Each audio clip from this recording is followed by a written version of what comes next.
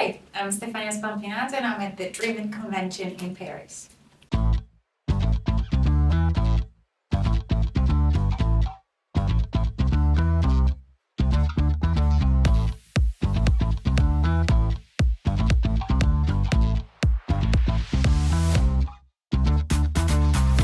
Yes, so I started my career in Italy, but as a dancer. And then as a dancer, I moved to London. And then as a dancer, I moved to LA. And then in LA, I transitioned into acting.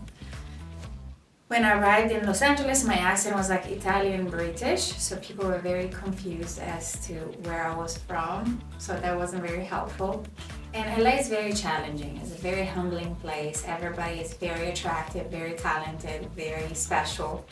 And so, yeah, it just messes with you and your self-confidence a lot. But then eventually you just get used to rejection and you almost like don't notice it anymore. And eventually, for me, what shifted my career is I used to go to auditions and put so much pressure on myself.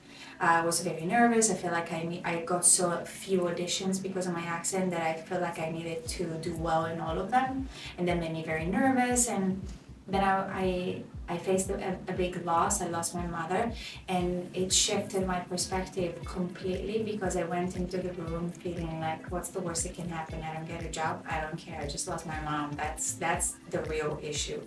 And the first audition that I went into was Grey's Anatomy, and it changed my life. So I feel like you do your best work when you're not nervous and when you're able to give the right value to the things that are happening.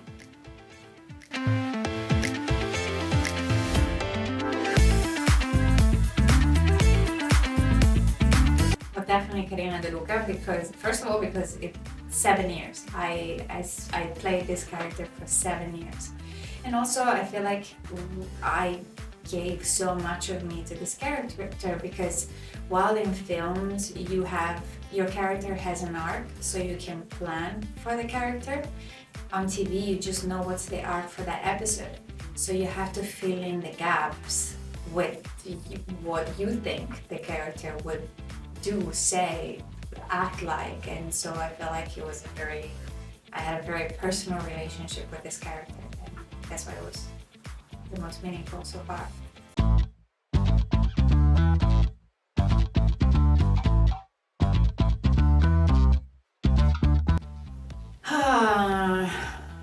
Well, first of all, I was in a phase of my life where I couldn't afford not to try a role. So it wasn't that I was choosy. I was like, anything, please give me something. And so I was very excited. I didn't know it was for Grey's Anatomy when I auditioned for it because they keep it secret. But she was an Italian character. She had a brother that she had a great banter with, and so obviously I have two siblings, and I had two siblings at the time, and I knew that dynamic. It's a dynamic that I was very comfortable with, and I had to improvise in Italian, which was like, hey, I can do that. And so I felt like we had a lot in common, and it felt like it was a great role for me.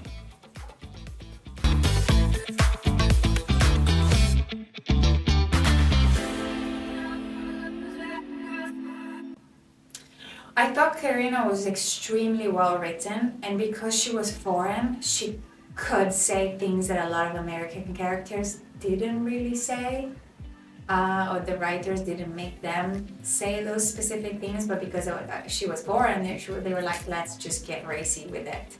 And so I think that was like an asset for her, and the writers played that really well.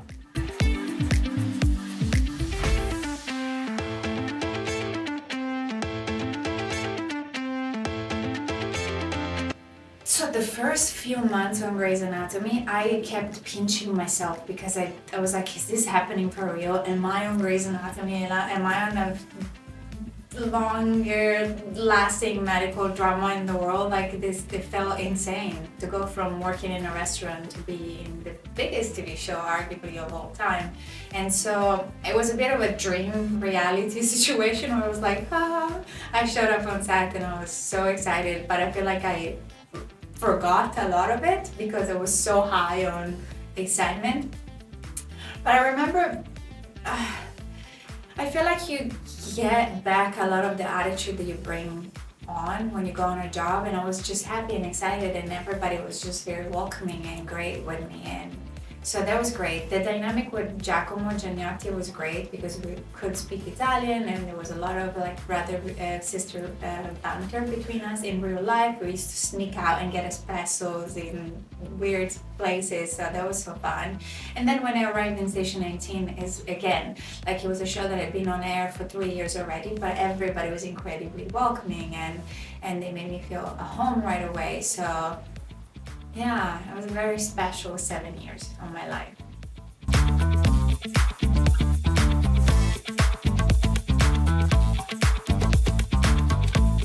Influence my work. What they influence everything I do. Also, most of the characters I go out for are Italian, so I feel like I love, and most of the characters I go audition for are Italian, but they're written by Americans, so I always feel allowed to put my own spin on it, to try to make it as authentic as possible.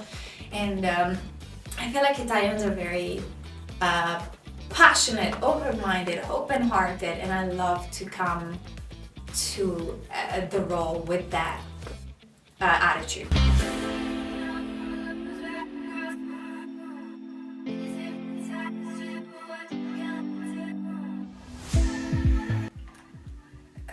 This is how I am in real life. I'm very dramatic, so it's very easy for me to get to that space.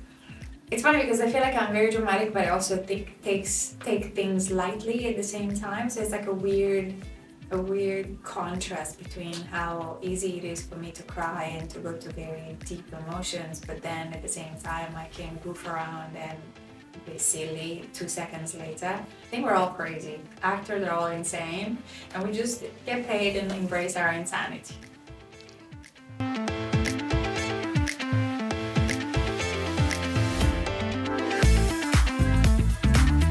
It's funny because it's something that I didn't even think about when I first joined Grey's Anatomy, and then I realized how much of an impact this character, the relationship that this character had on the queer fan base. And so at the beginning I was just like having fun and playing it lightly, and then the more we got to tell stories that were impactful to the community, the more seriously we started taking it. And so I feel like also Grey's Anatomy and Station 19 did a great job having great representation in the writer's room, where it felt like every story felt authentic and well researched. So I feel like both shows took it very seriously, and so did we as actors, and so I'm very proud of that.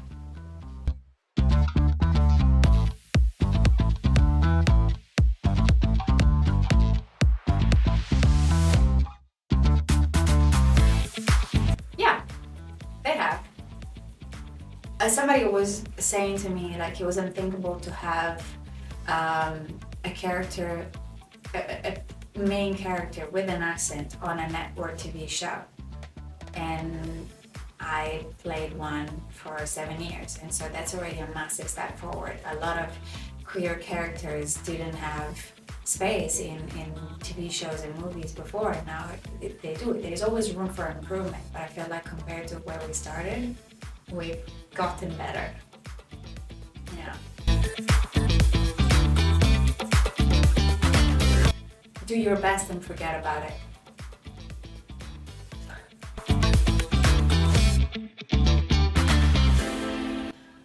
I feel like it's very important to portray characters that are imperfect, because we all are imperfect. We all have aspects of our personality that are a little selfish, a little self-centered, but then we also have like very giving and pathetic aspects. And I feel like it's very important to represent that and represent struggles that people go through and resilience that we can achieve through struggles. And so I'm very interested in real stories that make people feel represented and seen, and also not alone in their struggle. And so I hope I can tell more of those stories and give freedom and hope to people that watch those stories and those shows and those films.